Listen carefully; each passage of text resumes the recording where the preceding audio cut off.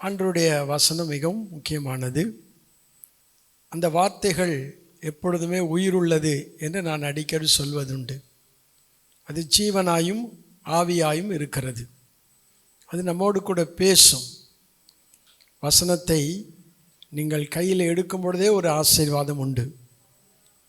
நீங்கள் இதை பார்க்கும் பொழுதே ஒரு ஆசீர்வாதம் உண்டு.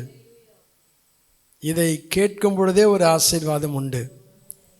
இதை சொல்லும் பொழுதே ஒரு ஆசீர்வாதம் உண்டு. இதை சுமக்கும் பொழுதே ஒரு ஆசீர்வாதம் உண்டு. ஏனென்றால் அவ்வளோ மகத்துவமான வேதம் இது. அதனால் இந்த மகத்துவத்தை எழுதி தெய்வம் நம்முடைய கையிலே கொடுத்திருக்கிறார். அதனால் அவர் எழுதி கொடுத்ததை நாம் வாசிக்கும் பொழுது, அவர் எழுதி கொடுத்ததை நாம் கேட்கும் பொழுது நம்முடைய உள்ளமும் மகிழ்ச்சியாகும், நம்முடைய சரீரமும் சுகமாகும். அதனால்தான் இந்த வார்த்தை எப்பொழுதுமே நாம் நேசிக்கிறோம். இது நமக்கு மிகுந்த சமாதானத்தை நமக்கு உண்டாக்கக்கூடிய வார்த்தைகள் இதில் இருக்கிறது. அதனால் ஆண்டவர் இன்றைக்கு சில காரியங்களை நம்மோடு கூட பேசுவாராக. அவர் எந்த ஒரு காரியத்தையும் ஒரு ஆட்களை நியமனம் பண்ணினால், அந்த அவர் யாரை நியமனம் பண்ணுகிறாரோ, யாரை அவர் தெரிந்து கொண்டிருக்கிறாரோ அவர்களுக்கு அவர் சில வேலைகளை கொடுத்து அதை நிறைவேற்றுகிற வரையிலும் அவர் நம்மோடு கூடவே இருக்கிற தேவன். அவர் இருக்கிறவராகவே இருக்கிற தேவன். அவர் மரித்தேன், ஆனாலும் சதா காலங்களிலும் நான் உங்களோடு கூட இருக்கிறேன் என்று சொல்லியிருக்கிற தேவன் நம்முடைய தேவன். அதனால் நம்முடைய தேவன் மகத்துவமும் வல்லமையும் உள்ள தேவன். அதனால் அவர் நமக்கு ஒவ்வொருவரை குறித்தும் ஒரு நோக்கத்தை வைத்திருக்கிறார். ஒவ்வொருவருக்கும் ஒரு நோக்கத்தை தேவன் வைத்திருக்கிறார். ஒவ்வொருவரை குறித்தும் ஆண்டவருக்கு சில எதிர்பார்ப்புகள் இருக்கிறது. அதை நாம் நிறைவேற்ற வேண்டும் என்றும் தேவன் எதிர்பார்க்கிறார். அது நமக்கு தான் தெரியும். நல்லா நம்மிடத்தில் ஏதோ ஒரு நன்மையை தேவன் தந்து அதை மற்றவர்களுக்கு பிரயோஜனப்படுத்தும்படியாகவும் அது நிமித்தம் தேவனுடைய நாமம் உயர்ந்திருக்க வேண்டும் என்றும் தேவன் விரும்புகிறார். அப்படிதான் ஆண்டவர் ஒவ்வொருவரை குறித்த ஒரு நோக்கம் உண்டு. என்னை குறித்து ஒரு நோக்கம் இருக்கிறது, அது எனக்கு நன்றாக தெரியும். அதே போல் உங்களை குறித்து ஒரு நோக்கம் இருக்கிறதே உங்களுக்கு அது முதலாவது நன்றாக தெரியும். அதனால் தேவன் எப்போ எதை செய்ய நினைத்தாரோ அது ஒரு நாளும் தடைபடாது. அது ஒரு நாளும் தடைபடாது. யோபு 42:2 சொல்லப்பட்டிருக்கிறது, அவர் செய்ய நினைத்தது தடைபடாது. அந்த வசனத்தோடு இன்றைக்கி நான் பேச விரும்புகிறேன். ஆண்டவர் எதை நினைத்திருக்கிறாரோ நம்மை குறித்து அது ஒரு நாளும் தடைபடாது. ஆனால் தடையை உண்டாக்குகிறவன் இருப்பான். தடையை உண்டாக்குகிறவன் இருப்பான். ஆனால் தடைகளை உடைக்கிறவர் நமக்கு முன்பாக கடந்து போவார். நமக்கு முன்னே போகிறவர் அவர். அதனால் அவன் தடையை உண்டாக்குவது அவனுடைய வேலை. தடையை உடைத்து நம்மை முன்னுக்கு அனுப்புகிறது அவர் நம்மேல் வைத்த சித்தம் அது. அதனால் ஆண்டவர் ஒவ்வொரு மனுஷனையும் அவர் அந்த நோக்கத்துக்காக பயன்படுத்துவார். ஆண்டவருடைய நாமம் மகிமைப்படட்டும். இன்றைக்கு அநேகரை ஆண்டவர் தெரிந்தெடுத்திருக்கிறார். வேதத்தில் நீங்கள் படித்து பார்த்தால் அநேகரை ஆண்டவர் அவருடைய வேலைக்கென்று ஆண்டவர் அழைத்திருக்கிறார். பெரிய இடத்துல அவர்கள் இருந்தார்கள். பெரிய ராஜ அரண்மனையிலெல்லாம் அவருடைய பிள்ளைகள் இருந்தார்கள். ஆனால் ராஜ அரண்மனைக்கு கொண்டு போனதுக்கு காரணம் என்ன? தேவன் நம்மை உயிரோடு இதுவரையிலும் பாதுகாத்து வந்ததற்கு காரணம் என்ன? தேவன் நமக்கு நிறைய நன்மைகளை செய்ததற்கு காரணம் என்ன? தேவன் நம்மை மேன்மையாக வைத்ததற்கு காரணம் என்ன? தேவன் நம்மோடு கூட இருந்து நம்மை பாதுகாத்து பராமரித்து போஷித்து காப்பாற்றி நன்மை செய்ததற்கு ஒரு காரணம் இருக்கிறது. அந்த காரணத்தை அவர் எதிர்பார்க்கிறார். அந்த காரணத்தை நாம் செய்ய வேண்டும் என்றும் தேவன் எதிர்பார்க்கிறார். இப்போ யோசேப்பை ஆண்டவர் பார்வோன் அரண்மனையில் கொண்டு போய் பெரிய அதிகாரியாய் வைத்தார். ஏன் அவனை கொண்டு போய் அங்கே வைத்தார்? அவனுடைய பிள்ளைகளுக்கு, அவருடைய சகோதரர்களுக்கு, அவருடைய குடும்பத்துக்கு ஜீவரட்சணை செய்யும்படி அவனை கொண்டு போய் அந்த பார்வோன் அரண்மனையில் வைத்தார். ஒபதியாவை கொண்டு போய் ஏன் ஆகாப் அரண்மனையில் வைத்தார்? ஊழியக்காரர்களை 50 பேராக பத்திரமாய் காப்பாற்றுவதற்காக அவனுக்கு ஒரு வேலையை கொடுத்து கர்த்தர் அந்த அரண்மனையில் கொண்டு போய் அவனை வைத்தார்.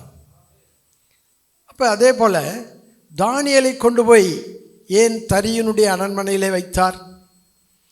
அங்கே அவன் மற்றவர்களுக்காக தேவன் நம்முடைய ஜெபங்களை கேட்டு அற்புதங்களை செய்கிறவர் என்பதை அந்த ஜனங்கள் அறிந்து கொள்ளும்படி கர்த்தர் அவனை இங்கே கொண்டு போய் வைத்தார்.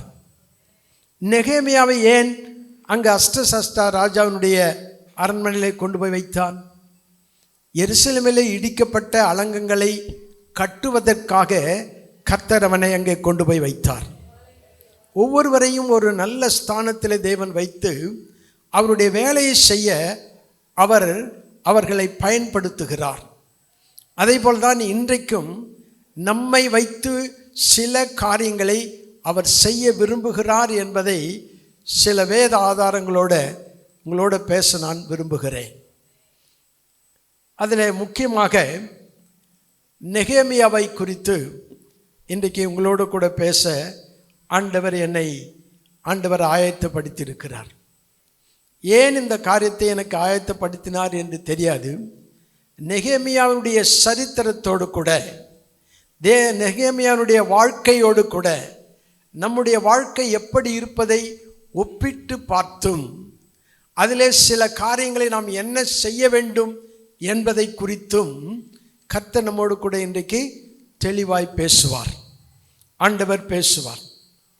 நெகேமியா ஒரு பானபாத்திரக்காரன். அவன் ராஜாவுக்கு உணவை தயாரித்து அதை பரிசோதனை செய்து அது சரியாய் இருக்கிறதாயா இல்லையா என்பதை சரியாய் நிர்ணயம் பண்ணி பிற்பாடுதான் ராஜாவுக்கு கொண்டு போய் கொடுக்கிற ஒரு வேலை. அவன் இருந்த இடம் ராஜ அரண்மனை.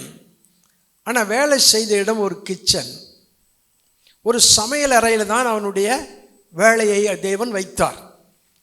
சமையல் அறையில் இருந்து அவனை கர்த்தர் ஒரு முக்கியமான நோக்கத்துக்காகவே அவனை அடிக்கடி கண்ணோட்டம் பார்த்து கொண்டே இருக்கிறார். நெகேமியாவை பார்க்கும் பொழுதெல்லாம் ஆண்டவருக்கு இவன் எப்படி ஆகிலும் எருசலேமிலே இடிக்கப்பட்டு கிடக்கிற அலங்கத்தை கட்டுவான் என்ற ஒரு நோக்கத்தோடு அவனை பார்த்து கொண்டே இருந்தார்.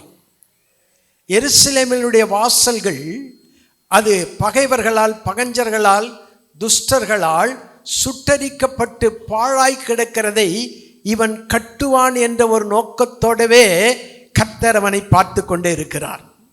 இப்போ நம்முடைய பிள்ளைகளை நாம் வளர்க்கும் பொழுது ஒரு நோக்கத்தோடே பார்ப்போம். அந்த பிள்ளைகளுக்கு ஏதாவது சாப்பாடு கொடுக்கும் பொழுது இது நாளைக்கு நமக்கு நிறைய நன்மை செய்யும், நம்ம காப்பாற்றும், இது நம்மை போஷிக்கும், நமக்கு வேண்டியதெல்லாம் செய்யும், அல்லது பல கனவுகள் நமக்குள்ளே இருக்க ஒரு பிள்ளைகளை குறித்து அந்த நோக்கத்தோடவே அடிக்கடி பார்த்து என்ன செய்வோம், அந்த பிள்ளைகளை நாம் வளர்ப்போம். அதை போல தான் ஆண்டவர் அவருடைய பிள்ளைகளாய் இருக்கிற நம்மை பார்த்து இவர்கள் ஏதாகிலும் எனக்கு செய்வார்கள் என்று சொல்லிதான் தேவன் நம்மை வளர்க்கிறார். அதுதான் ஆண்டவர் வளர்க்கிறார். அப்படிதான் நெகேமியாவை அவருடைய கண் பார்த்து கொண்டே இருந்தது.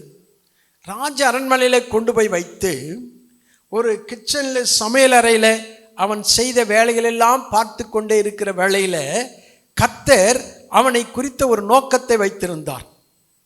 எருசலேமினுடைய அலங்கம் இடிக்கப்பட்டு கிடக்கிறது.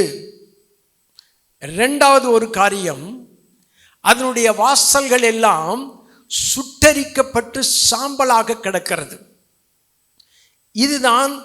இதை ஆண்டவர் அவனுக்கு உணர்த்துவதற்காக அவனுடைய சகோதரனை எருசலேமிலிருந்து பாபிலோனுக்கு ஆண்டவர் அனுப்புகிறார். அந்த தேசத்திலே அவன் இருக்கிறான். அந்த பெர்சிய சாம்ராஜ்யத்திலே அவன் இருக்கிறான். அப்பொழுது அவனுடைய சகோதரன் அவனை போய் நெகேமியாவை காண போகிறான். எருசலேமிலிருந்து அங்கே சூசான் அரண்மனைக்கு வருகிறான். அப்பொழுது இவன் கேட்டு விசாரிக்கிறான், நம்முடைய ஜனங்கள் எல்லாம் எப்படி இருக்கிறார்கள் என்று கேட்டு விசாரிக்கும் பொழுது 2 காரியத்தை அவன் சொன்னான். இந்த 2 காரியத்தை தான் கர்த்தர் அவனுடைய சகோதரன் மூலமாய் நெகேமியாவுக்கு அறிவிக்கிறார்.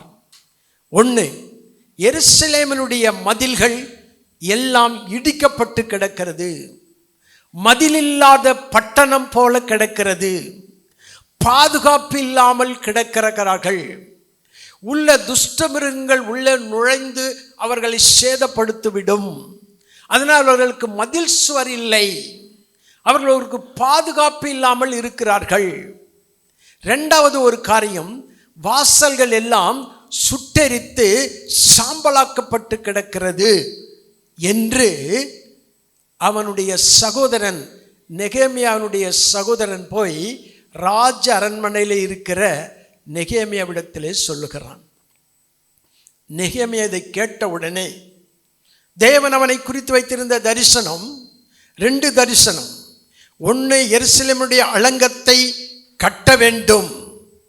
2வது, சுட்டெரிக்கப்பட்ட வாசல்களுக்கு உயிர் கொடுக்க வேண்டும், அதை புதுப்பிக்க வேண்டும் என்று 2 நோக்கத்தோடு தான் கர்த்தர் அவனை உயிரோடு வைத்திருக்கிறார். அதை தான் தன் சகோதரன் மூலமாய் போய் சொல்ல வைக்கிறார். அப்பொழுது அதை கேட்ட உடனே, இந்த செய்தியை கேட்ட உடனே அவனுடைய உள்ளம் உடைய ஆரம்பித்தது.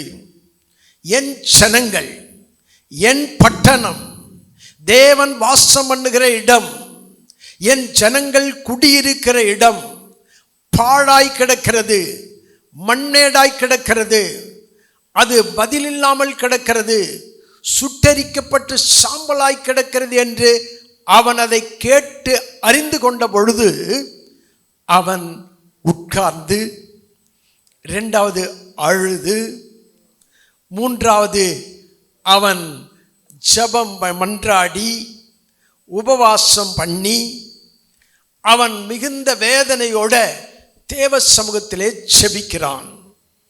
அவன் செய்த முதல் காரியம் ஜெபம். என்னால் ஒன்றும் செய்ய முடியாது, ஆனால் எல்லாவற்றையும் செய்கிற ஆண்டவரிடத்தில் இதை சொல்லுவேன். இதுதான் முக்கியமான வேலை. ஒரு மனுஷன் தானா எதையும் செய்துவிட முடியாது. தேவனை சார்ந்துதான் நாம் வாழ வேண்டும். அவர் இல்லாமல் நாம் ஒன்றும் செய்யக்கூடாது என்று வசனம் சொல்கிறது. அதனால தேவனை சார்ந்து கொள்கிறான். தேவனை சார்ந்து கொள்வதற்கு அவன் கையாண்ட முதல் படி ஜெபம். ஜெபம். நெகேமியா புஸ்தகத்தை நீங்கள் வாசித்தால் கிட்டத்தட்ட 11 இடத்திலே அவன் ஜெபிக்கிறதை பார்க்க முடிகிறது. 11 இடத்திலே ஜெபிக்கிறான். மொத்தம் 13 அதிகாரங்கள் இருக்கிறது. அதில் அவன் கிட்டத்தட்ட 11 முறை தேவ சமூகத்திலே ஜெபிக்கிறான். அப்ப முதல் அவன் ஆண்டவருடைய சமூகத்தில் அவருடைய பாதத்தில் போய் ஜெபிக்கிறது தான் அவன் விரும்புகிறான். அவை கட்ட வேண்டும் என்றால், சுட்டரிக்கப்பட்ட வாசலுக்கு புத்துயிர் கொடுக்க வேண்டும் என்றால், இடிக்கப்பட்ட அலங்கத்தை கட்ட வேண்டும் என்றால், முதலாவது ஜெபம். நம்முடைய குடும்பத்தில், நம்முடைய தனிப்பட்ட வாழ்க்கையில் எத்தனையோ முறை நாம் இடிபட்டு கிடக்கிறோம், அலங்கம் இல்லாமல் கிடக்கிறோம், நம்முடைய பிள்ளைகளுக்கு ஒரு ஆதரவு இல்லாமல் இருக்கிறோம், ஒரு பாதுகாப்பு தேடாமல் இருக்கிறோம். நம்முடைய காரியங்கள் எல்லாம், நிறைய காரியங்கள் சுட்டரிக்கப்பட்டு சாம்பலாய் கிடக்கிறது. இப்படிப்பட்ட காரியத்துக்கு நாமும் செய்ய வேண்டியது என்னவென்றால், ஜெபம் முக்கியமாக தேவைப்படுகிறது. ஜெபம் எந்த ஒரு காரியமானாலும் சரி, ஜெபம் அவசியம். அதில் தான் கர்த்தர் நம்மை கொண்டு போகணும். முதலாவது ஜெபிக்கணும். 2 காரியங்கள் விசேஷமானது. ஒன்று ஜெபம், இன்னொன்று வேதம் வாசிக்கிறது. வேதம் வாசிக்கிறது என்பது தேவன் நம்மோடு கூட பேசுகிறார் என்பதனுடைய அடையாளம். ஜெபம் என்பது நாம் அவரோடு கூட பேசுகிறோம் என்பதனுடைய அடையாளம். அவர் நம்மோடு பேசுவார், நாம் அவரோட பேசணும். அதனால் வேதம் வாசித்து செபிக்கிறவன் தான் ஆண்டவருக்கு மிகவும் பிரியமானவன். செபிக்கிறவன் மிகவும் பிரியமானவன். எல்லாவற்றையும் ஆண்டவரிடத்தில் சொல்ல வேண்டும், எல்லாவற்றையும் ஆண்டவரிடத்தில் சொல்ல வேண்டும். இதைதான் ஆண்டவர் எதிர்பார்க்கிறார். நாமே சில காரியங்களில் எடுத்து முடிவெடுத்து விடுகிறோம். அதில் முடிவு என்னவென்றால் தோல்வி. தேவ சமூகத்தில் எவன் கொண்டு போய் அதை வைக்கிறானோ அப்பொழுதுதான் அவனுக்கு வெற்றி வரும், அப்பொழுதுதான் அவனுக்கு காரியம் வாய்க்கும். தன் சொந்த முயற்சியால், தன் சொந்த பலத்தால், தன் சொந்த அந்த அதிகாரத்தால் எதையும் செய்ய முடியாது. அதையெல்லாம் அப்படி செய்வானால் அது வெற்றி போல தோன்றும், ஆனால் முடிவு தோல்வியாகத்தான் இருக்கும். ஆனால் தேவனிடத்திலே சொல்லி அவன் செய்வானால் அது நிச்சயமாய் அது வெற்றியாய் தான் முடியும். ஆனால் தான் இப்படி வேதம் நெகேமியாவை ஆரம்பிக்கிறது. உடன்படிக்கையும் கிருபையையும் காக்கிற பரலோகத்தின் தேவனே என்று அவன் ஆரம்பிக்கிறான்.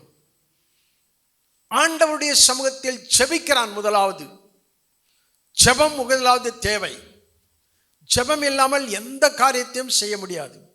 நீங்கள் பல காரியங்களுக்காக இல்லை ஒரு சில காரியங்களுக்காக தொடர்ந்து பல முறை ஜெபம் பண்ணி இருக்கலாம், ஆனால் இன்றைக்கு வரையிலும் அது கை கூடாமல் இருக்கலாம். அதற்காக நீங்கள் தயவு செய்து அந்த ஜெபத்தை விட்டு விடாதிருங்கள். அந்த ஜெபத்தை தொடர்ந்து செய்யுங்கள். அந்த ஜெபத்தை விடாமல் செய்யுங்கள். உங்கள் ஜீவன் இருக்கிற வரையிலும் செய்யுங்கள். காரியம் நடந்தேறுகிற வரையிலும் அதை செய்யுங்கள். ஜெபத்தை விட்டு விடாதீங்கள். அது உங்களுக்கு மிகுந்த பலனை உண்டாக்கும். சில பேர் பல நேரங்களிலே ஜெபித்து ஜெபித்து நமக்கு ஒன்றுமே கிடைக்கவில்லை என்று உடனே அந்த ஜெபத்தை விட்டு விடுவார்கள். என்னுடைய 48 வருஷ ஊழிய அனுபவத்தில் நான் சொல்லுகிறேன், அந்த ஜெபத்தை மட்டும் விடாதிருங்கள்.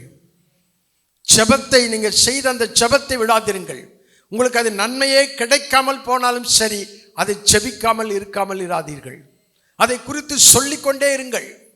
அதை குறித்து தேவ சமூகத்தில் அதை எப்பொழுதும் அதை ஞாபகப்படுத்தி கொண்டே இருங்கள். அது ஒரு நாளைக்கு நிச்சயம் பலன் உண்டாக்கும், நிச்சயம் பலனை உண்டாக்கும். அதனால் அந்த ஜெபத்தை விடாதீர்கள். இவன் அப்படித்தான் ஆரம்பித்து ஜெபத்தை செய்கிறான். ஜெபம் மிகவும் முக்கியமானது என்பதை வேதம் நெகேமியாவின் புஸ்தகத்தின் மூலமாய் நாம் அறிந்து கொள்ள முடிகிறது. அதில் ஒரு வசனத்தை நீங்கள் எடுத்து வாசியுங்கள். நிறைய ஜெபங்கள் இருக்கிறது, ஆனால் நெகேமியா 1ஆம் அதிகாரம் 11ஆம் வசனத்தை வாசியுங்கள். நெகேமியா 1 அதிகாரம் 11ஆம் வசனம். ஆண்டவரே, உமது அடியானின் ஜெபத்தையும் உமது நாமத்துக்கு பயப்பட வேண்டும் என்று விரும்புகிற உமது அடியாரின் ஜெபத்தையும் உமது செவிகள் கவனித்திருப்பதாக இன்றைக்கு உமது அடியானுக்கு காரியத்தை கைகூடி வரப்பண்ணி இந்த மனுஷனுக்கு முன்பாக எனக்கு இரக்கம் கிடைக்க பண்ணியருளும் என்று பிரார்த்தித்தேன். ஒரு காரியத்தை கைகூடி வரப்பண்ணும். நான் உங்களுக்கு தீர்க்க தரிசனமாய் சொல்லுகிறேன், காரியத்தை ஆண்டவர் உங்களுக்கு கைகூடி வர பண்ணுவார் என்று நான் விசுவாசிக்கிறேன். காரியம் ஏதோ ஒரு காரியமும் நீங்கள் நினைக்கிறீர்கள், அந்த காரியத்தை தேவன் இன்றைக்கு கைகூடி வர பண்ணுவார். இது வரையிலும் இல்லாமல் இருந்திருக்கலாம், ஆனால் காரியத்தை கைகூடி வர பண்ணுகிறவர் இன்றைக்கு நம்மோடு கூட பேசுகிறார். உன் காரியத்தை நான் கைகூடி வர பண்ணுவேன். கைகூடி வர பண்ணும். இதுவரை எத்தனையோ முறை கை கூடாமல் போய்விட்டது. கைகூடி வர பண்ணுவார் ஆண்டவர். ஜெபம் நீங்கள் இப்பொழுதே நீங்கள் செபிக்கும்படி நான் அன்பாய் கேட்கிறேன். உங்கள் உள்ளத்துக்குள்ளவே, ஆண்டவரே, இந்த காரியத்திற்காக நான் செபம் பண்ணி கொண்டு வந்திருக்கிறேன். இதுவரையிலுமே அது எனக்கு நடக்கவில்லை. ஆனால் இப்பொழுது இன்றைக்கு இந்த காரியத்தை கைகூடி வர பண்ணும் ஆண்டவரே, கைகூடி பண்ண வரும் ஆண்டவரே. ஆண்டவருடைய சமூகத்தில் நீங்கள் கேளுங்கள். அவரால் செய்யக்கூடாத அதிசயமான காரியம் ஒன்றுமில்லை.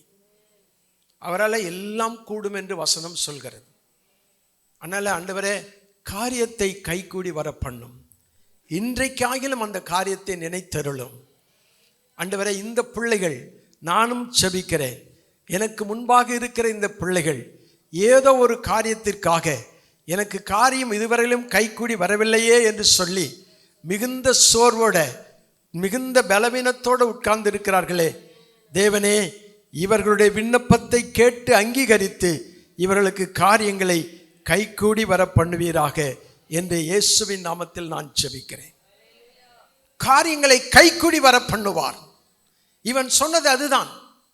பெரிய வேலை இருக்கிறது, அலங்கத்தை கட்டுகிறது பெரிய வேலை.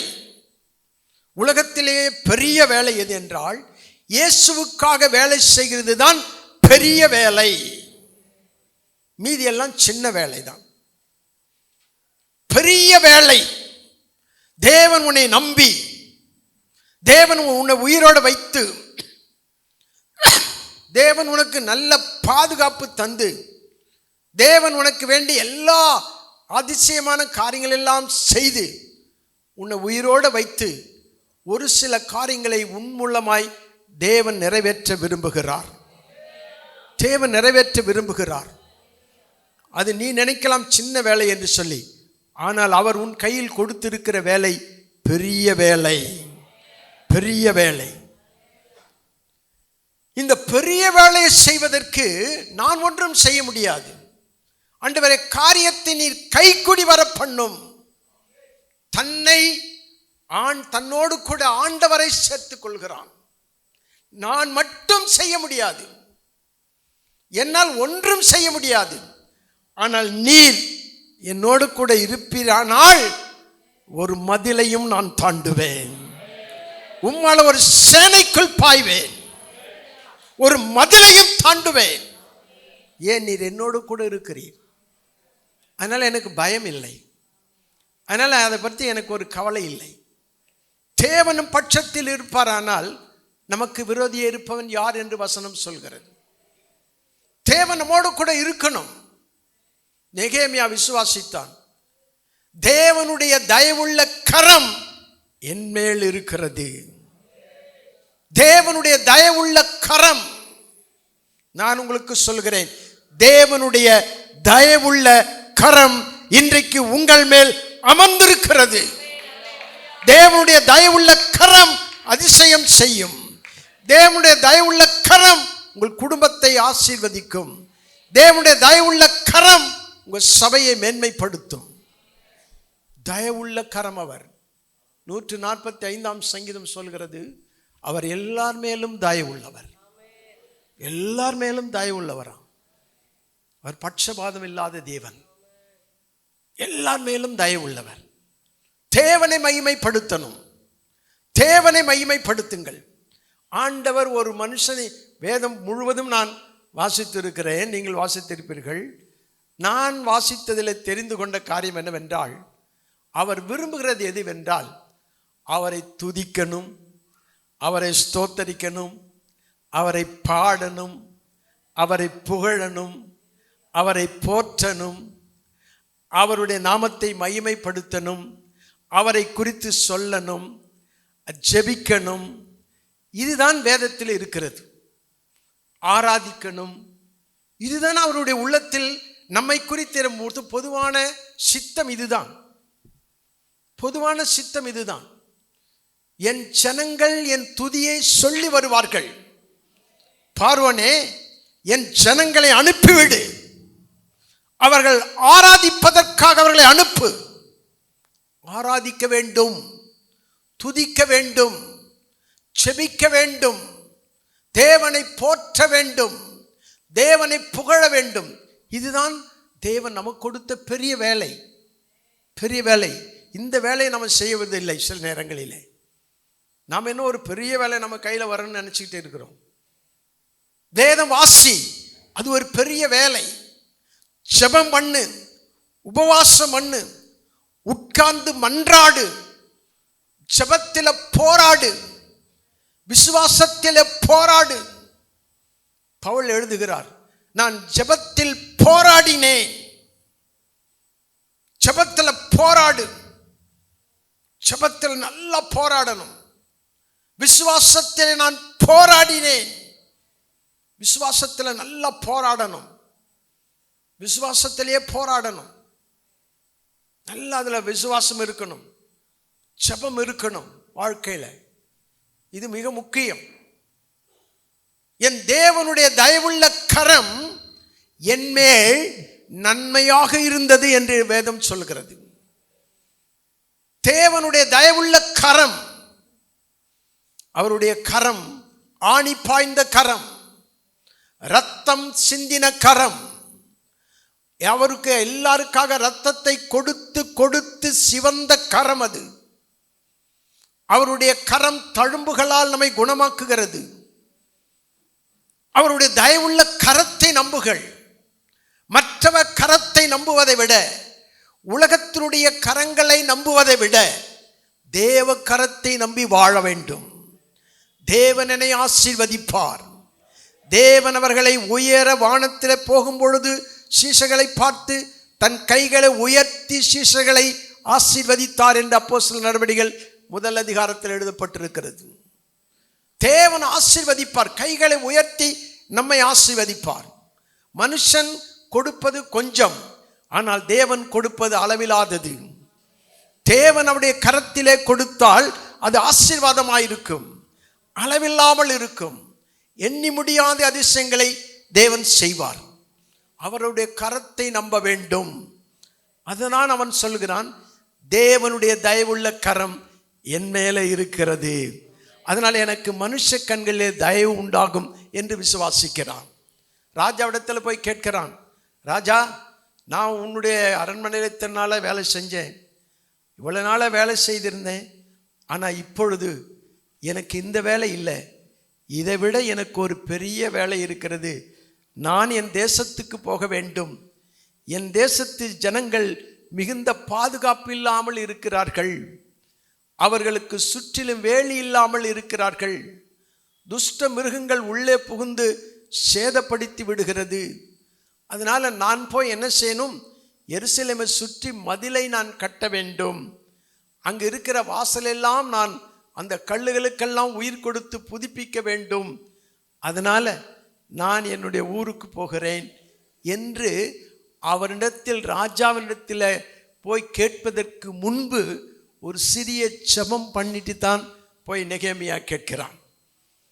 ஆண்டவரே, இன்றைக்கு இந்த மனுஷனுக்கு முன்பாக, இந்த மனுஷன் அர்தசஷ்டா ராஜா, இவனுக்கு முன்பாக நான் போய் கேட்கும் பொழுது எனக்கு நீ தயவுள்ள கரத்தை நீட்டி எனக்கு உதவி செய்ய வேண்டும். முதல்ல அந்த ராஜாவை கேட்க வேண்டும். இந்த ராஜாவினிடத்தில் பர்மிஷன் வாங்க வேண்டும் என்றால் முதலாவது பரலோகத்தின் தேவனாகிய ராஜாவினிடத்தில் பர்மிஷன் வாங்க வேண்டும். அவர் நம்மை ஆசீர்வதிக்க வேண்டும். அப்படிதான் இவன் போய் முதல்ல கேட்கிறான். உடனே ராஜா அவனுக்கு வேண்டிய எல்லாவற்றையும் கொடுத்து, மரம் வேண்டும் என்று கேட்கிறான், உதவி வேண்டும் என்று கேட்கிறான்.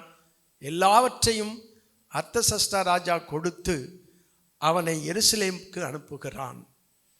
எருசலேமுக்கு போகிறான். ராஜ அரண்மனையில் சுகபோகமாய் வாழ்ந்தவன், 3 வேளையும் நல்ல திருப்தியாய் சாப்பிட்டவன், பஞ்சம் என்பதே அறியாமல் வாழ்ந்தக்கூடிய இடம், மிகுந்த மேன்மையான ஒரு இடம், எல்லாம் அவனுக்கு இருக்கிற இடத்திலேயே வந்து குவிகிற இடம், நல்ல மதிப்பு மரியாதை உள்ள இடம். ஆனால் எல்லாவற்றையும் ஆண்டவருக்காக அர்ப்பணித்து, ஆண்டவருக்காக எல்லாவற்றையும் நஷ்டமும் குப்பையும் என்று எண்ணி, தேவன் என்மேல் வைத்த தரிசனத்தை, தேவன் எனக்கு என் மனதிலே ஒரு எண்ணத்தை உண்டாக்கினார் என்று வேதம் அவனை குறித்து சொல்லுகிறது. நெகேமியா சொல்லுகிறான், தேவன் என் மனதிலே ஒரு எண்ணத்தை உண்டாக்கி விட்டார். அதனால இனிமேல் உன் ராஜ அரண்மனை நான் இருப்பதற்கு எனக்கு வாய்ப்பு இல்லை, எனக்கு பிரியமும் இல்லை. ஆனால் எனக்கு தேவன் ஒரு தரிசனத்தை கொடுத்திருக்கிறார், தேவன் ஒரு வேலையை கொடுத்திருக்கிறார். அந்த வேலையோ பெரிய வேலை. நான் போய் அவ்வளோ பெரிய எருசலேமை சுற்றி எப்படி மதிலை கட்டுவேன்? எனக்கு ஒன்றும் தெரியாது. அதுக்குண்டான பணம் இல்லை, அதுக்குண்டான பொருள் இல்லை, அதற்குண்டான ஆட்கள் இல்லை, அதற்குண்டான வழி வாசல் எதுவும் இல்லை. ஆனாலும் பரலோக தேவன் எனக்கு சொன்ன தரிசனத்தை நம்பி நான் புறப்படுகிறேன் என்று அவன் புறப்பட்டான். இதுதான் இன்றைக்கு நம்மிடத்தில் தேவன் எதிர்பார்க்கிறது. உன்னிடத்தில் ஒன்றுமில்லை என்றாலும் பரவாயில்லை, ஒன்றும் இல்லாததிலிருந்து ஒன்றை உருவாக்குகிற தேவன் உன்னோடு கூட இருக்கிறார்.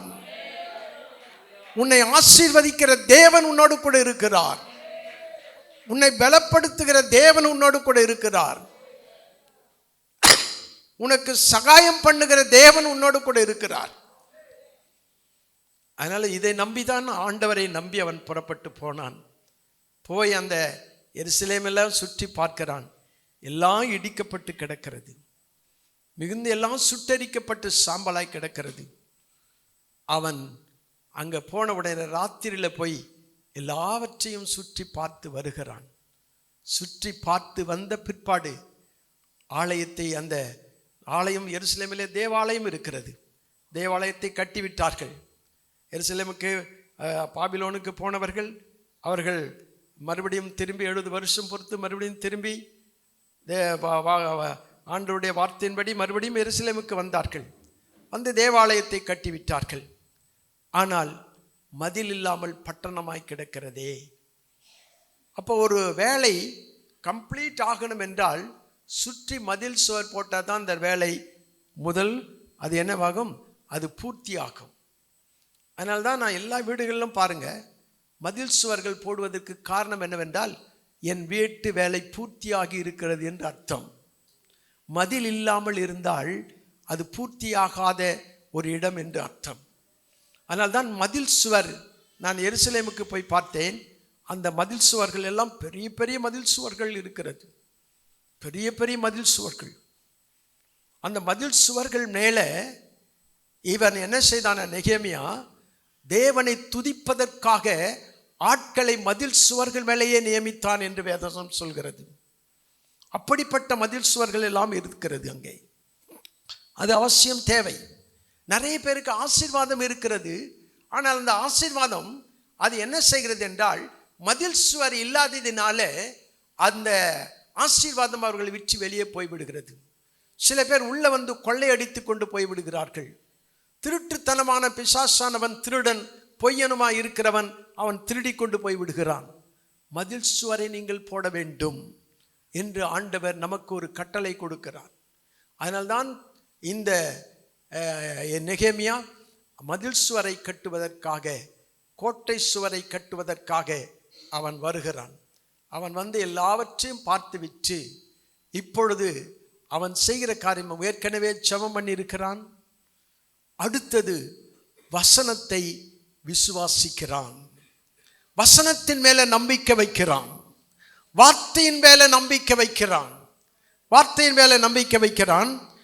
தேவன் பேரில் அதிக நம்பிக்கை உள்ளவனாய் இருக்கிறான். வசனத்தை வாசியுங்கள். 1ஆம் அதிகாரம் 5ஆம் வசனத்தை வாசியுங்கள்.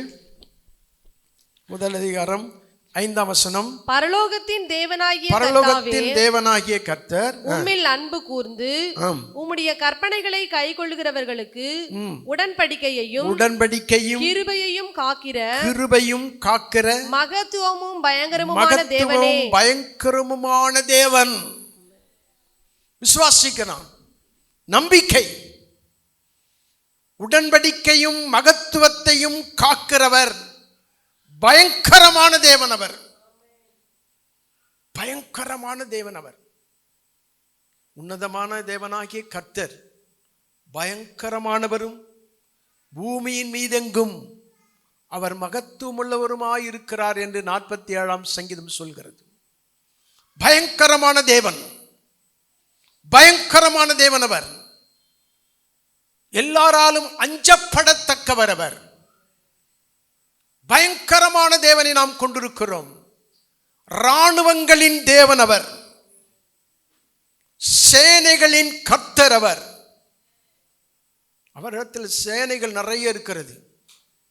பயங்கரமான தேவன், உன்னதமான தேவன், உயர்ந்த தேவன், உடன்படிக்கை சொன்னதை காப்பாற்றுகிற தேவன், கிருபையை அனுப்புகிற தேவன். வசனத்தின் மேல, அந்த வார்த்தையின் மேல, தேவன் மேல நம்பிக்கையை இந்த வசனம் காட்டுகிறது. இரண்டாவது 4 அதிகாரம் 14 வசனம் வாசிங்கள். 4 அதிகாரம் 14 வசனம். அதை நான் பார்த்து எழும்பி பிரபுக்களையும் அதிகாரிகளையும் மற்ற ஜனங்களையும் நோக்கி, அவர்களுக்கு பயப்படாதிருங்கள், அவர்களுக்கு பயப்படாதிருங்கள். நீங்கள் மகத்துவமும் பயங்கரமுமான ஆண்டவரை நினைத்து, பயங்கரமுமான ஆண்டவரை நினைத்து யுத்தம் பண்ணுங்கள். பயங்கரமான தேவன் நம்மோடு கூட இருக்கிறவர். மகத்துவமான தேவன் நம்மோடு கூட இருக்கிறவர். அவரை நினைக்கணும். அவரை நினைத்து, சில நேரத்தில் நமக்கு சில சந்தர்ப்ப சூழ்நிலைகளில் அவரை நினைப்பதே இல்லை. நாம் நினைத்து அவரை நினைக்கணும். நினைத்து யுத்தம் பண்ணுங்கள். சத்துருக்கள் நிறைய வந்து விட்டார்கள். ஒரு வேலையை செய்யும் பொழுது, ஒரு காரியத்தை கைக்குடி வரம் பண்ணும் பொழுது, அதை கைக்குடி வரப்படாதபடிக்கு சத்துருவின் போராட்டங்கள் நிறைய இருக்கும். ஒரு பக்கம் தேவன் நமக்கு பலத்தையும் தேவன் நமக்கு வேண்டிய நன்மையும் செய்வார். ஒரு பக்கத்திலே சத்துருவானவன் நமக்கு விரோதமாய் எழும்பி நம்மை பலவீனப்படுத்தி நமக்கு அவிசுவாசத்தை உண்டாக்கி நம்ம செய்ய வேண்டிய காரியத்தை செய்யக்கூடாதபடிக்கு தடையை உண்டாக்கி பலவிதமான நிந்தையை உண்டாக்கி அவமானத்தை உண்டாக்கி சிறுமையை ஏற்படுத்தி எப்படி ஆகிலும் தடையை ஏற்படுத்தி நம்மை பயமுறுத்தி நம்மை ஏளனமாய் பேசி நம்மைக்கு விரோதமாய் பேசி பலவிதமான யோசனைகளை அவன் திட்டம் பண்ணி இப்படிப்பட்ட காரியத்தை இவன் தீவிரமாய் செய்வான். நான் நடுவில் இருக்கிறேன். இந்த பக்கம் பிசாசு, இந்த பக்கம் தேவன். ரெண்டும் நம்மை ஆளுகை செய்கிறது. பூமியில் அப்படிதான் இன்றைக்கு இருக்கிறோம். பிசாசு ஒரு பக்கம் போராட்டம், நம்மை சரியான வழியில விடுவது இல்லை. அவன் அடிக்கடி போராட்டம், யுத்தம், பஞ்சம், பட்டினி, பசி, வேதனை, துக்கம், கலக்கம் ஒரு பக்கம் இவன் உண்டாக்கி கொண்டிருக்கிறான். ஒரு பக்கம் ஆண்டவர் தைரியம், சுகம், பலன், உதவி, ஒத்தாசை, அதிசயம், அற்புதம், கிருபை, இதை தேவன் ஒரு பக்கம் நமக்கு அனுப்பி கொண்டிருக்கிறார். ஆனால் நடுவில் நாம் எப்படி என்று சொல்லி தடுமாறுகிறோம். இந்த நேரத்தில் தான் நீ இந்த பக்கம் சாய்வையா இந்த பக்கம் சாய்வாயா, இதில் தான் உன்னுடைய முடிவு இருக்கிறது. நீ எந்த பக்கம் சாய்கிறாய் என்பதுதான் முக்கியமான கேள்வி, முக்கியமான கேள்வி. அதனால்தான் வேதம் சொல்கிறது, நாம் கர்த்தரை சார்ந்து கொள்வோம் வாருங்கள் என்று வசனம் சொல்கிறது. கர்த்தரை சார்ந்து கொள்வோம்.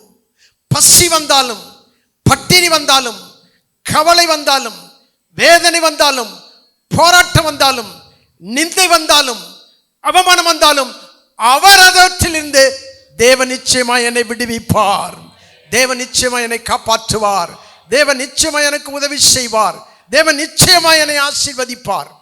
அவரை சார்ந்து கொள்ளணும். சில நேரங்களில் இப்படி இந்த பக்கம் சாஞ்சிடக்கூடாது. அதனால நாம் இவன் நெகேமியா பெரிய வேலை அவனுக்கு முன்னால் இருக்கிறது. தேவன் அவனுக்கு ஒரு வேலை கொடுத்து விட்டார், திட்டம் வந்து விட்டது, தரிசனம் கிடைத்து விட்டது. ஆனால் வேலை செய்ய புறப்படும் பொழுது சாத்தான் விரோதமாய் எழும்புகிறான். 3 பேர் அவனுக்கு விரோதமாய் எழும்புகிறார்கள்.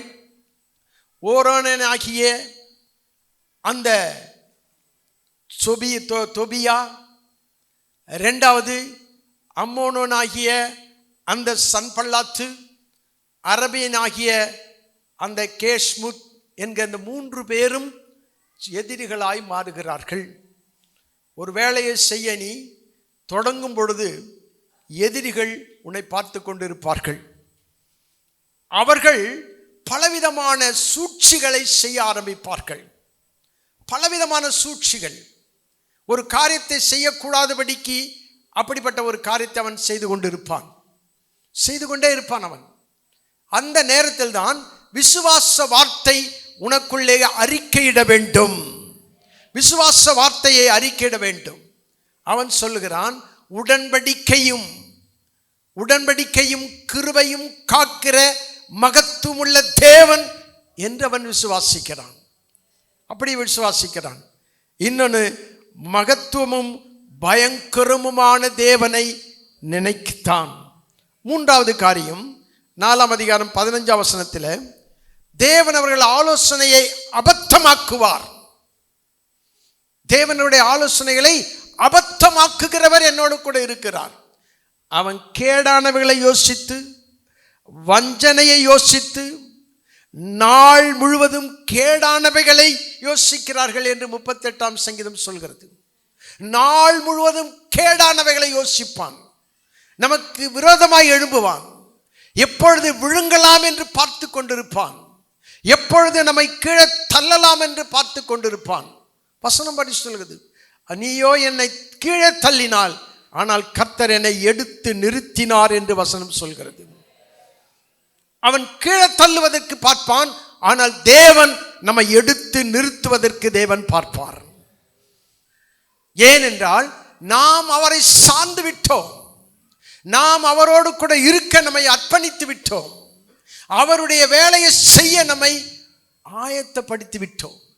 அதனால் தேவன் நமக்கு எப்பொழுதுமே துணையாய் இருப்பார். தேவன் எப்பொழுதுமே நமக்கு நன்மை செய்கிறவராய் இருப்பார். அந்த சோதனையை பார்த்து கலங்கிவிடக்கூடாது. சோதனைகள் வரும், நிச்சயமாய் வரும். அது வராமல் போகாது. அது வந்தே தீரும். அது வந்து வரும்பொழுதுதான் நாம் தேவனிடத்தில் அதிக விசுவாசம் உள்ளவர்களாய் நாம் நிற்க வேண்டும். அதை தான் இந்த நெகேமியா செய்து கொண்டிருந்தார். பயங்கரமான தேவன் என்னோடு கூட இருக்கிறார். தேவனுடைய கரம் என் மேல இருக்கிறது. தேவனுடைய கரம் நன்மையாக என் மேல இருக்கிறது. நன்மையாக இருக்கிறது. இன்னொரு காரியத்தை, அவன் என்ன ஆலோசனை சென்றாலும் அந்த அவனுடைய ஆலோசனையை தேவன் அபத்தமாக்கி விடுவார் என்று விசுவாசிக்கிறான். அடுத்து 4ஆம் அதிகாரம் 20ஆம் வசனத்தில், நம்முடைய தேவன் நமக்காக யுத்தம் பண்ணுவார். நம்முடைய தேவன், வசனம் பாருங்க, நம்முடைய தேவன், என்னுடைய தேவன் எனக்காக நமக்காக யுத்தம் பண்ணுவார். நீங்கள் சும்மா இருப்பீர்கள், அவர் நமக்காக யுத்தம் பண்ணுவார். நமக்காக யுத்தம் நடந்துகிட்டே இருக்கும். நமக்கு தெரியாது, நம்ம பலம் கிடையாது, நமக்கு பணம் கிடையாது. ஆனால் அவனுக்கு, நமக்கு விரோதமாக வந்தவனுக்கு இன்னமும் ஒரு காரியத்தை ஆண்டவர் செஞ்சுக்கிட்டே இருப்பார். அவனுக்கு அது உனக்கு தெரியாது. அது அங்கே யுத்தம் நடந்துக்கிட்டு இருக்கும். நீங்கள் நினச்சிட்டு இருக்கலாம் அவன் நம்ம மேலே விரோதமாக வந்தவே இருந்திருக்கிறான்னு. இல்லை, அங்கே ஏதோ சம்திங் அங்கே நடக்குது. அங்கே ஏதோ பொல்லாத காரியத்தை ஆண்டவர் அங்கே அவனுக்கு செஞ்சுக்கிட்டு இருக்கிறார். அவனுக்கு ஒரு பயத்தை உண்டாக்கி விட்டுருப்பார். இல்லாட்டி அவனுக்கு நடுங்க வச்சிருப்பார். சும்மா காற்றை அசைக்க வச்சே ஜனங்களை நடுங்க வைக்கிற தேவன் நம்முடைய தேவன். அதனால் ஆண்டவர் எதையாகிலும் ஒன்று செய்வார். எதையோ ஒன்று அங்கே பண்ணிக்கிட்டு இருப்பார். நான் உங்களுக்கு சொல்கிறேன், உங்களுக்கு விரோதமாய் எழும்புகிற இந்த சாத்தானுக்கு இப்பொழுதே கர்த்தர் ஏதோ ஒரு காரியத்தை ஆண்டவர் செய்து கொண்டிருக்கிறார். இப்பொழுதே அதை செய்கிறார். உங்களுக்காக யுத்தம் பண்ணி கொண்டிருக்கிறார். நீங்கள் இங்கே இருக்கிறீர்கள். நீங்கள் அவருடைய சமூகத்தில் இருக்கும் பொழுது அவர் உங்களுக்காக எல்லாருக்காகவும் சேர்ந்து நமக்காக யுத்தம் பண்ணி கொண்டிருக்கிறார். நமக்காக யுத்தம் பண்ணுகிற தேவன் அவர். நமக்காக வழக்காடுகிற தேவன் அவர். நமக்காக பழிக்கு பழி வாங்குகிற தேவன் அவர். நமக்காக பதில் செய்கிற தேவன் அவர். அவர் நமக்காக எதையும் செய்வார். நமக்காக ஜீவனை கொடுத்தவர் அல்லவா? நமக்காக ரத்தத்தை முழுசும் கொடுத்தவர் அல்லவா? நமக்காக சிலுவையில் அடிக்கப்பட்டு நம்முடைய பாவங்களுக்காக மரித்தவர் அல்லவா? அவருடைய ரத்தத்தினால நம்ம கழுவப்பட்டு இருக்கிறோமே. அவருடைய ரத்தத்தினால நம்மை பெற்றெடுத்து இருக்கிறாரே, அவர் தாய் உதிரம் சிந்தி பெற்றெடுத்தது போல கர்த்தர் தம்முடைய வெளியேறப்பெற்ற ரத்தத்தை நமக்காக சிந்தி நம்மை பெற்றெடுத்த தகப்பன் நமக்காக பார்த்து சும்மா இருப்பாரோ? அவர் நமக்காக யுத்தம் பண்ணுவார். சத்துருக்கு பயப்படாதீர்கள்.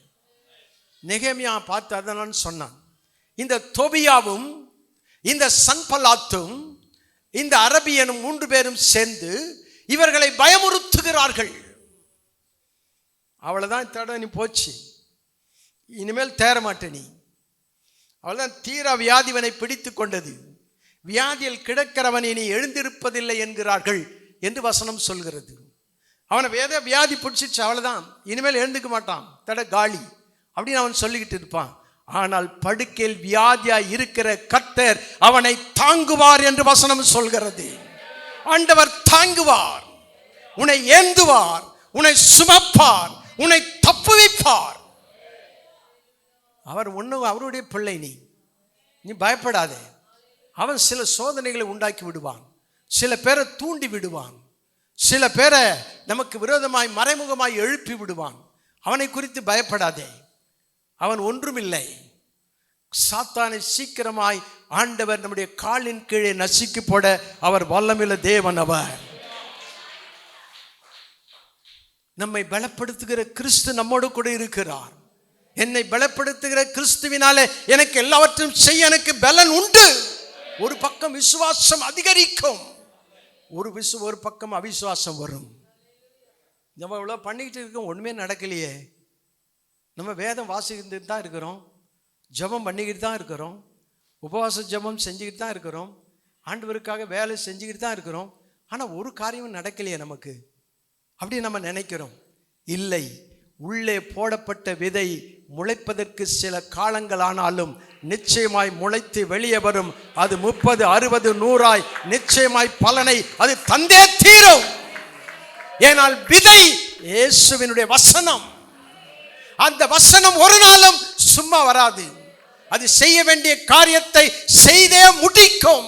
வசனத்தை அனுப்பி ஆண்டவர் உன்னை குணமாக்குவார். என்னை ஆண்டவர் வசனத்தை அனுப்பி குணமாக்கினால்தான் தான் 71 வயசுல தைரியமாய் பேசுகிறேன். உலக நாடுகளில் பேசுகிறேன். போய் வேதம் என் இருதயத்துக்குள்ள இருக்கிறது. வசனத்தை படிங்க, நீங்க நல்லா படிங்க, வசனத்தோட பழகுங்க. எந்த பெரிய பக்திவான்கள் என்று நீங்கள் ஆராய்ச்சி செய்து பார்த்தாலும், உலகத்தில் வாழ்ந்த பெரிய பெரிய தேவ ஊழியர்களை நீங்கள் எடுத்து அவருடைய சரித்திரத்தை வாசித்து பார்த்தால் வேதத்தின் மீது தான் அதிக முக்கியத்துவம் கொடுத்திருக்கிறார்கள். வேதத்தோடு கூட பழகுறதில் தான் அதிக நேரத்தை செலவழித்திருக்கிறார்கள். தேவனோடு கூட செபிக்கிறதில் தான் அதிக நேரத்தை செலவழித்திருக்கிறார்கள். அங்கதான் உங்களுக்கு பலன் வருகிற இடம், அங்குதான் உங்களுக்கு உதவி வருகிற இடம், அங்குதான் உங்களுக்கு ஒத்தாசை பண்ணுகிற இடம், அங்குதான் உங்களை தட்டி எழுப்புகிற இடம், அதுதான் உங்களை உயிர்ப்பிக்கிற இடம், அதுதான் உங்களோடு கூட இருந்து உங்களை பெரிய காரியங்களை செய்கிற இடம். வேத வசனத்தோடு கூட இருக்கிறீர்களே, அப்பொழுது உங்களுக்கு பயம் வராது, அப்பொழுது உங்களுக்கு கலக்கம் வராது, அப்பொழுது உங்களுக்கு வேதனை வராது, அப்பொழுது உங்களுக்கு மேல் பலத்தின் மேல பலன் அடைந்து நீங்கள் ஆனந்த களிப்போட புறப்பட்டு சீயோனுக்கு போகிற அந்த வல்லமையை நீங்கள் காண்பீர்கள். அந்த வல்லமை அங்கிருந்து தான் வரும். அது எப்படி வருதுன்னு எனக்கே தெரியாது. இதெல்லாம் நான் அனுபவிச்சிருக்கிறேன். நான் எத்தனை மணி வரலாம் கண் விழிச்சிருப்பேன் உங்களுக்கு தெரியுமா? நான் கண்ணு இன்னும் படுத்து தூங்கவே இல்லை. இன்னைக்கு மட்டும் இல்லை, என்னுடைய வாழ்க்கையில் 25 வருஷம் தேவ சமூகத்திலிருந்து நான் சொல்ல முடியும். அது என் பலன், அது என் சந்தோஷம், என் மகிழ்ச்சியாக இருப்பதே என் பலன். நான் தேவனோடு கூட இருப்பது எனக்கு பலன். அதனால எனக்கு ஒரு இப்போ பெரிய சின்ன எனக்கு மனுஷன், நானும் மனுஷன், நானும் பாடுள்ள மனுஷன் தான் என்று எலியா சொல்லுகிறார். நான் உங்களைப் போல பாடுள்ள மனுஷர்கள் தான் என்று பேதுரு சொல்லுகிறார். பவுல் அப்படி சொல்லுகிறார், எலியா அப்படி சொல்லுகிறார். எல்லாம் பாடுள்ள மனுஷர்கள், நாமளும் பாடுள்ள மனுஷர்கள் தான். ஆனால் பாடுள்ள மனுஷர்கள் தான் பெரிய பெரிய காரியங்களை தேவன் செய்ய வைத்தார். காரணம் எல்லாம் தேவ சமூகத்தில் நிற்பதுதான் காரணம். தேவ சமூகத்தில் உறுதியாய் நில்லுங்கள், உறுதியாய் நில்லுங்கள், விசுவாசத்தோடு நில்லுங்கள், ஜெபத்தோடு நில்லுங்கள், வசனத்தோடு நில்லுங்கள். அதுதான் ஈட்டி, அதுதான் வில் உங்களுக்கு, அதுதான் உங்களுக்கு பட்டயம். எல்லாவற்றையும் நொறுக்க முடியும். அதுதான் கண்மலையை நொறுக்குகிற சம்மட்டி, பிசாசனுடைய தலையை நசுக்குகிற சம்மட்டி வசனம். நீ வசனத்தோடு இருக்க அவனுக்கு பயம் வந்துகிட்டே இருக்கும். பயம் வந்துகிட்டே இருக்கும். ஒரு பக்கமா வருவான், 7 பக்கமா ஓடுவான். அவன் வந்து பார்த்தா இவன் பயதம் வாசித்துக்கிறான், இவனால ஒன்றும் முடியாது. நம்ம ஜம்மம் ஒன்றும் இவனால பலிக்காது. பார்த்துட்டு ஓடிடுவான். நிற்க மாட்டான். நீங்கள் நிற்க தேவ பலன் உனக்குள்ளே வரும். பரிசுத்த ஆவியினுடைய வல்லமை உன்னை நிழலிடும். தேவ கிருபை உன்னை சூழ்ந்து கொள்ளும். அப்பொழுது கர்த்தருடைய பலம் உன்மேல அதிகமாய் வர வர உனக்குள்ளே விசுவாசம் வந்து உனக்குள்ள இருக்கிற வியாதி எல்லாவற்றையும் ஆண்டவர் நொறுக்கி அவை எல்லாவற்றையும் அழித்து ஒன்றும் இராதபடிக்கு நிர்மலமாக்கி கர்த்தர் உனக்கு புது பலனை தந்து காண்டா மிருகத்துக்கு ஒத்த பலனை, தேவன் கழுகுக்கு சமானமான வயதை தேவன் திரும்ப வாழ வயதாய் தேவன் உனக்கு தருவார். நீ தேவனோடு கூட இருக்கணும். இது எல்லாருக்கும் உரிமை. எனக்கு மட்டும் இல்லை, உங்களுக்கு எல்லாருக்கும் இந்த உரிமையை தேவன் தந்திருக்கிறார். இது என்னுடைய வசனம், இது எனக்காக கொடுக்கப்பட்ட வசனம், அது உங்களுக்காக கொடுக்கப்பட்ட வசனம், அது உங்கள் சொத்து. தேவன் உங்களுக்கு எழுதி கொடுத்த மிக விலை உயர்ந்த சொத்து. இதில் கெட்டியா பிடிக்கணும். இதை பிடிக்க நீங்கள் வேத வசனத்தை நீங்கள் பிடித்து கொண்டு சுடர்களைப் போல பிரகாசிங்கள் என்று பிலிப்பியரில் எழுதப்பட்டிருக்கிறது. தேவ வசனத்தை பிடித்து கொண்டு உலகத்தில் சுடர்களைப் போல பிரகாசிங்கள். வேத வசனத்தை பிடிச்சிங்க.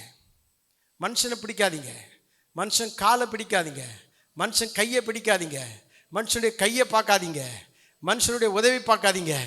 எல்லாவற்றையும் செய்கிற சர்வ வல்லமையுள்ள தேவனுடைய கரத்தை பார், தேவனுடைய வல்லமையை பார். தேவன் உனக்கு செய்ய போகிற அதிசயமான காரியங்கள், இன்னும் அநேக காரியங்களை தேவன் உனக்காக பல நன்மைகளை ஆண்டவர் ஏற்படுத்தி தேவன் உனக்கு வைத்திருக்கிறார். இதெல்லாம் நீ அனுபவிக்கணும். இன்னும் உன் காலம் இருக்கிறது. இன்னும் உனக்கு நான் வயசாயிட்டேன்னு நினைக்காத.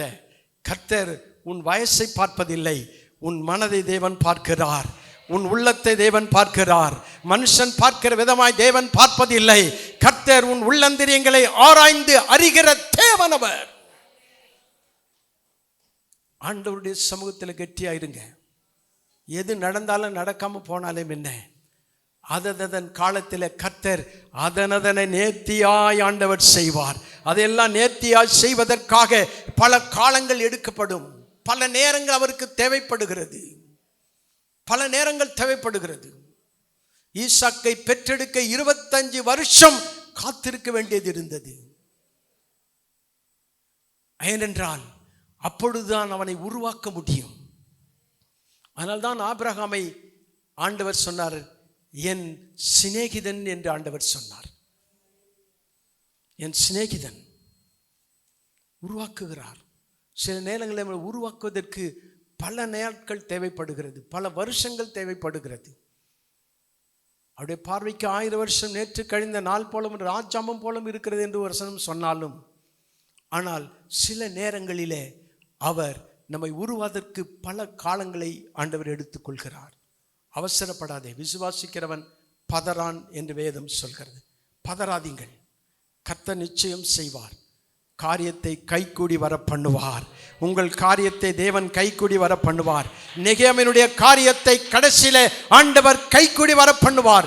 சத்துருக்கள் பலமுறை பயமுறுத்தினார்கள், சத்துருக்கள் பலமுறை கடினமாய் பேசினார்கள், சத்துருக்கள் பலமுறை மனமடி உண்டாகும்படி பேசினார்கள், சத்துருக்கள் பலமுறை அவனுக்கு விரோதமான நிந்தையான சொற்களை சொல்லி அவனுடைய உள்ளத்தை கிழித்தார்கள்.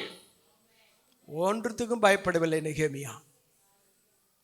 நல்ல வேலையை விட்டுட்டு வந்த நான் ஒன்றும் தானா வரவில்லை.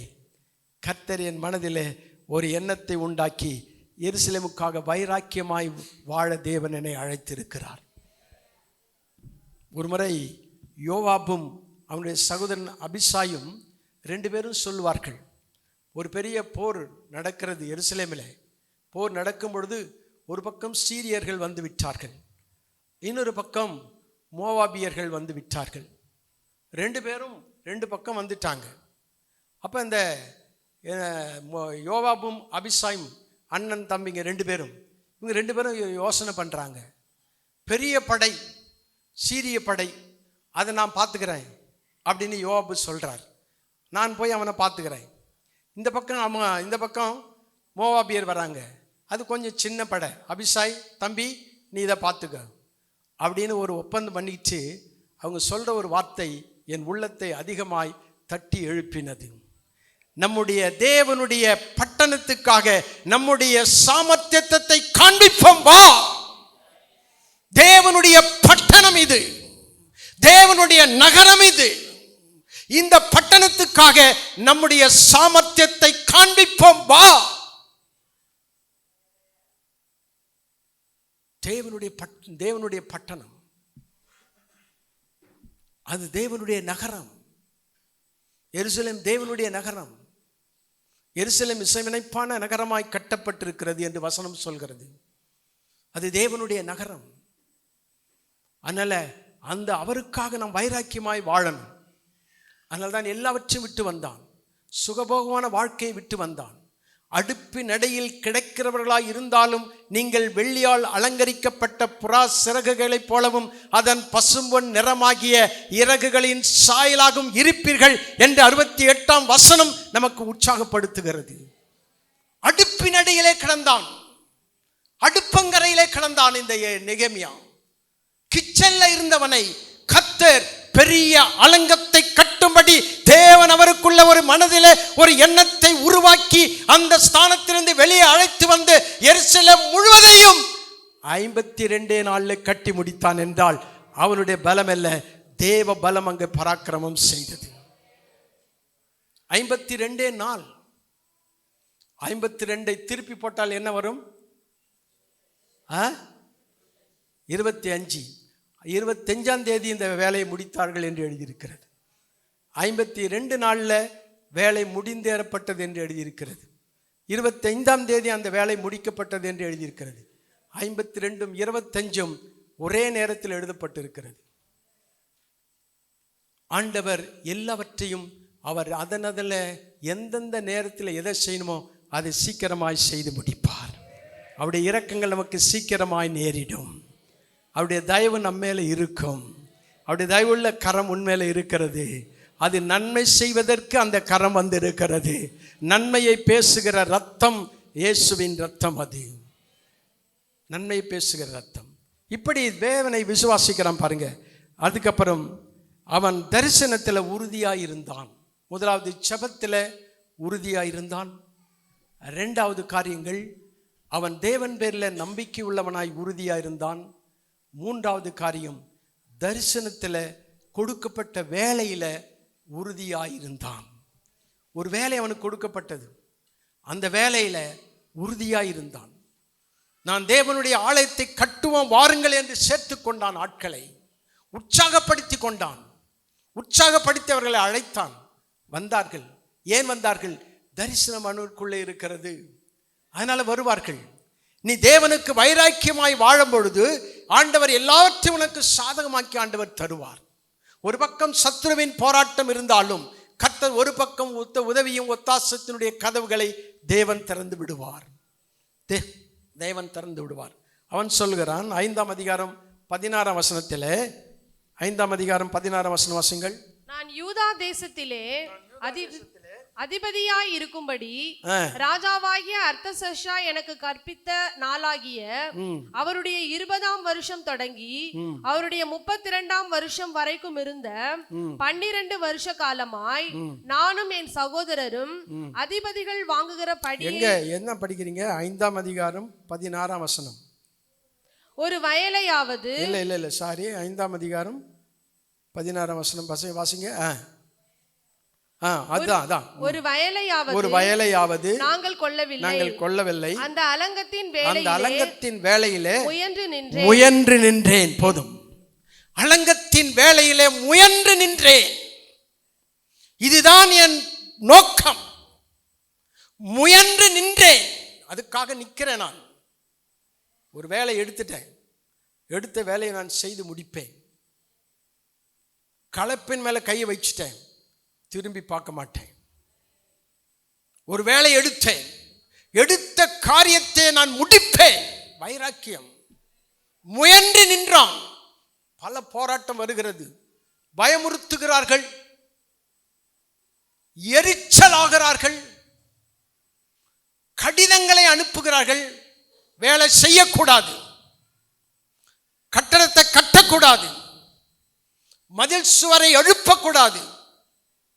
இந்த பக்கம் ஒரு எதிர்ப்பு வருகிறது. ஆனால் எழும்பி கட்டுவோம் வாருங்கள் என்று சொன்னவன் அந்த அலங்கத்தை கட்ட முயன்று நின்றான்.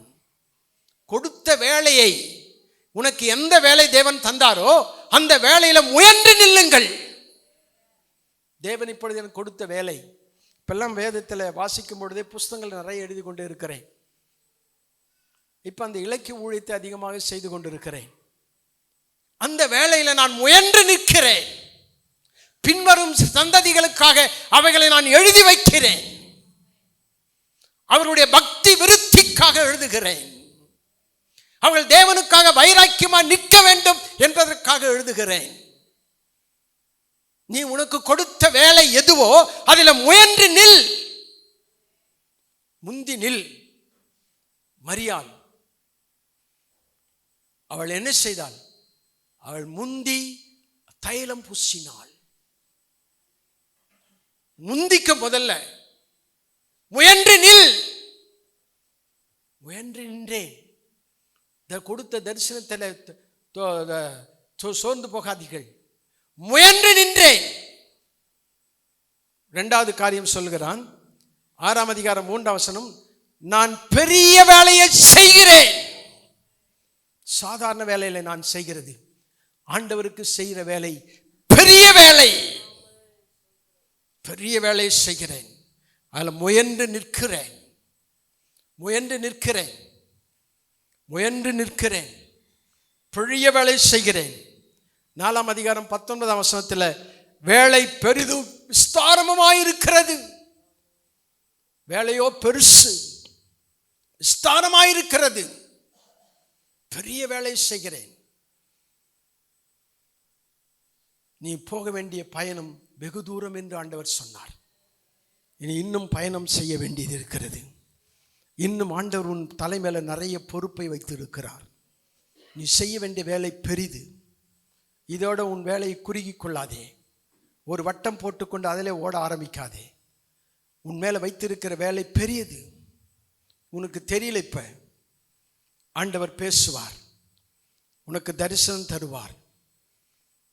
வேலை பெரிதும் விஸ்தாரமுமாயிருக்கிறது.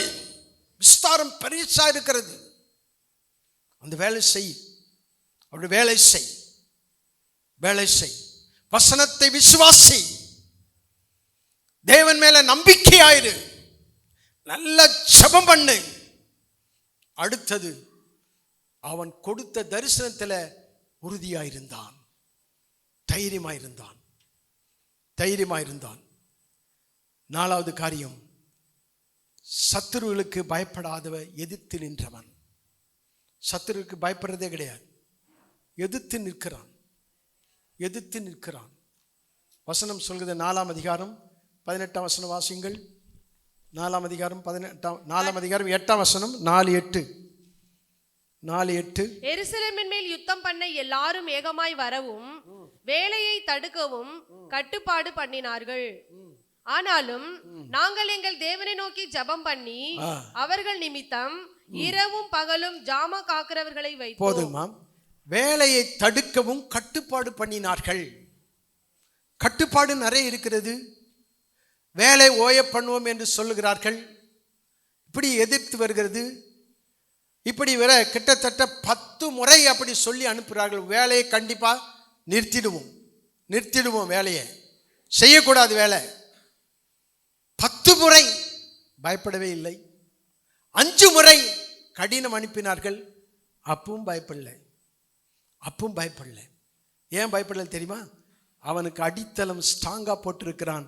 ஆரம்பமே ஜெபம், 2வது தேவன் மேல நம்பிக்கை, 3வது எடுத்த காரியத்தில் உறுதியா இருக்கிறான். அதனால சத்துருக்கு அவன் பயப்படவில்லை. சத்துருவுக்கு அவன் பயப்படவில்லை. ஐந்தாவது காரியம், தேவனுக்காக தன் ஜீவனையும் அற்பமாக எண்ணுகிறான். ஒரு முறை எரேமியாவை ஒரு நெகேமியாவை பிடிப்பதற்காக சில கள்ள தீர்க்கதரிசிகளை வைத்து பயமுறுத்துகிறார்கள். நொவதியாள் என்கிற ஒரு தீர்க்கதரிசியும் செமையா என்கிற ஒரு தீர்க்கதரிசியும் கள்ள தீர்க்கதரிசிகள் அவர்களை வைத்து இவனை மிரட்டுகிறார்கள். நெகேமியாவை, உன்னை இன்னைக்கு ராத்திரிக்கு கொன்று விட போகிறார்கள், இன்றைக்கு ராத்திரிக்கு கொலை செய்ய போகிறார்கள், அதனால் நீ என்ன செய், தேவாலயத்தில் ஓடி பதுங்கிக்கொள் என்று சொல்லுகிறார்கள். ஆனால் அவன் சொல்லுகிறான், நான் ஒரு மனுஷன், ஆனால் என் தேவனுக்காக நான் என் உயிருக்காக நான் தேவாலயத்தில் போய் நான் பதுங்க மாட்டேன். நான் அப்படிப்பட்டவன் அல்ல. என் உயிரே போனாலும் நான் கர்த்தருக்காக நிற்பேன். இந்த ஒரு காரியம், இது தேவனுக்காக தன் ஜீவனையும் அற்பமாக எண்ணுகிறான். பவுல், என் பிராணனையும் நான் அருமையாக எண்ணேன். நான் கட்டப்படுவதற்கு மாத்திரமல்ல, மரிப்பதற்கும் ஆயத்தமாயிருக்கிறேன். பேதுரு சொன்னார், என் ஜீவனை உமக்காக கொடுப்பேன். நான் மரிக்க வேண்டியிருந்தாலும் நான் மறுதலிக்க மாட்டேன். எல்லாரும் இடரல் அடைந்தாலும் நான் ஒரு காலம் இடரல் அடைய மாட்டேன். காவலிலும் சாவிலும் உம்மை நான் பின்பற்றி வருவேன். வைராக்கியம் தேவனுக்காக நான் போய் பதுங்குவேனோ, ஒரு மனுஷன் போல நான் பதுங்கிக் கொள்வேனோ போய் தேவாலயத்தில், நான் பதுங்க போவதில்லை, நான் தைரியமாய் நிற்பேன். அடுத்த காரியம், அவன் புறஜாதியாரை அவருடைய கட்டுப்பாடுகள் எல்லாவற்றையும் வெறுத்தான். புறஜாதியார்கள் மறுஜாதியாரோடு போய் சம்பந்தம் கலந்து கொண்டார்கள். இவர்கள் யூதர்கள், தேவனுக்காக நிற்கிறவர்கள். இவர்கள் போய் புறஜாதியாரோடு கூட விவாகம் பண்ணுவதை இவன் வெறுத்தான். அப்படி செய்யக்கூடாது என்று திட்டம் பண்ணினான். போகக்கூடாது. நாம் ஆண்டவருக்காக நிற்கிறவர்கள், தேவன் நம்மை தனியாக பிரித்தெடுத்திருக்கிறார். அதனால மறுஜாதியாரோட நாம் கலக்கக்கூடாது, புறஜாதியாரோடு கூட சிநேகம் வைக்கக்கூடாது, புறஜாதியாரோடு கூட போய் பழக்க வைக்கக்கூடாது, அவரோடு கூட சேர்ந்து போய் அவர்களோடு கூட அவர்கள் செய்கிற புறஜாதியாருடைய மார்க்கங்களை கற்றுக்கொள்ள வேண்டாம் என்று வேதம் எச்சரிக்கிறது. ஆனால் நம்முடைய பழக்க வேற, புறஜாதியார் வெளியில இயேசுவை அறியாத அவிசுவாசிகளுடைய பழக்கம் வேற. அவிசுவாசிகளோடு கூட விசுவாசிக்கு சம்பந்தம் ஏது என்று வேதம் சொல்கிறது. ஆனால் உன் பழக்க வழக்கம் கிறிஸ்துவர்களோடு கூட இருக்கணும், ஜெபிக்கிறோடு கூட இருக்கணும். மறுஜாதியாரோடு போய் கலந்து கொள்ளாதே, அது உன் விசுவாசத்தை கெடுத்துவிடும். நீ செய்ய வேண்டிய வேலையை தடை பண்ணி போய்விடும். அப்படிலாம் செய்யக்கூடாது என்று கடினமான வைராக்கியம் கொண்டவன் தான் இந்த எரேமியா, இந்த நெகேமியா. ஆண்டவர் இந்த காரியங்களை, இன்னும் நிறைய காரியங்கள் இருக்கிறது. நான் உங்களுக்கு ஏற்கனவே சொல்வேன், இந்த முள் தான் எனக்கு எதிரி அப்படின்னு சொல்லி, கடிகார முள். ஆனால் அது ஓடிக்கிட்டே இருக்குது. 2வது ஆராதனைக்கு ரெடியாகுன்னு வேதம் சொல்லு, அந்த முள் சொல்லிக்கிட்டே இருக்குது. அதனால் நம்ம சில காரியங்களை உங்களுக்கு நான் விளக்கி காட்டியிருக்கிறேன். என்னால் இயன்ற மட்டும் உங்களுக்கு சொல்லி இருக்கிறேன். ஜெபத்தை உறுதியாக இருங்கள்.